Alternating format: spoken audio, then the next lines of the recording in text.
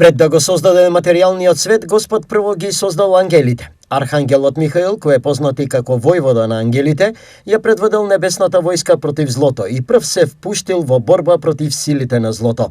Светиот архангел Михаил, кога Луцифер отпаднал и против Бога и повел со него мноштво ангели, тој застанал и рекол на оние ангели кои останале со Бога да застанеме добро, да стоиме со страв, да внимаваме. Од тогаш тие се утврдиле во доброто и продолжила постојаната борба со лошите демони, тоест отпаднатите ангели. Секој човек има свој ангел пазител, додолен од Бога, кој ќе посведочи за нашите добри или лоши дела на судниот чин.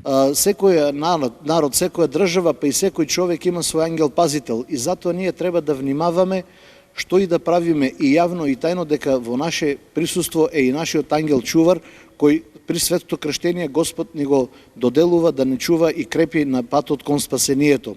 Па затоа и на страшниот суден ден нашиот ангел ќе сведочи за нас дали сме правеле добри работи или сме правеле лоши работи. Православните верници утре го одбележуваат еден од позначајните христијански празници, собор на Свети Архангел Михаил, кој ќе се одбележи со утринска литургија со почеток во 8 часот во храмот посветен на сите архангели во дворот на Средното музичко училиште Сергиј Михајлов во Штип.